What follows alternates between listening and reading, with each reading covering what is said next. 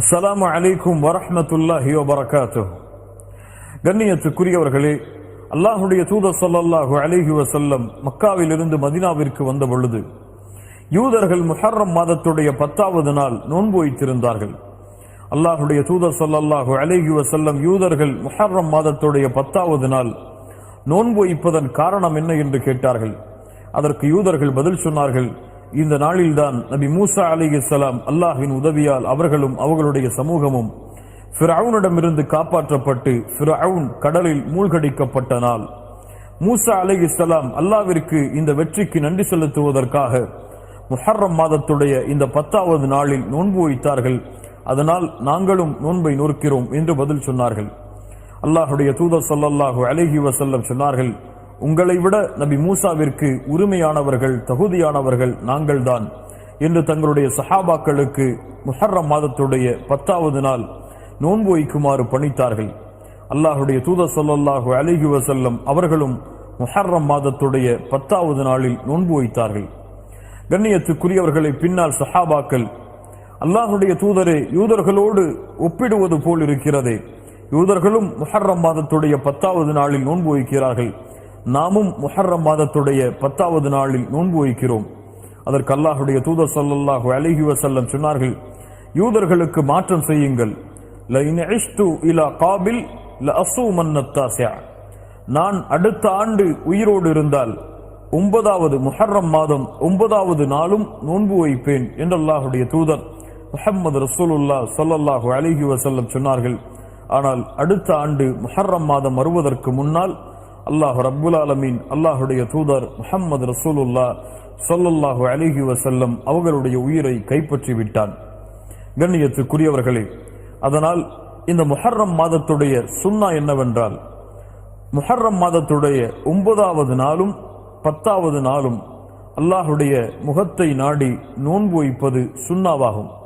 அல்லாஹுடைய தூதர் ஸல்லல்லாஹு அலைஹி வஸல்லம் அடுத்த ஆண்டு நான் உயிரோடு இருந்தால் 9வது நாள் முஹர்ரம் மாதத்துடைய 9வது நாள் நோன்பு வைப்பேன் என்று தன்னுடைய ஆசையை வெளிப்படுத்தினார்கள். 10வது நாள் அல்லாஹுடைய தூதர் நோன்பு வைத்தார்கள். அந்த நாளைத்தான் யௌமு ஆஷுரா என்று அழைக்கின்றோம். அல் ஆஷுரா என்றால் அஷ்ரா, 10வது எண்ணிக்கையை குறிக்கக்கூடிய சொல். அல் ஆஷுரா 10வது நாள், முஹர்ரம் மாதத்துடைய 10வது நாளை குறிக்கக்கூடிய சொல் அது. அல்லாஹுடைய தூதர் ஸல்லல்லாஹு அலைஹி வஸல்லம் ரமதான் மாதம் கடமையாவதற்கு முன்னால் இந்த முஹர்ரம் மாதம் 10வது நாள் நோன்பு வைப்பதை கடமையாக்கி இருந்தார்கள்.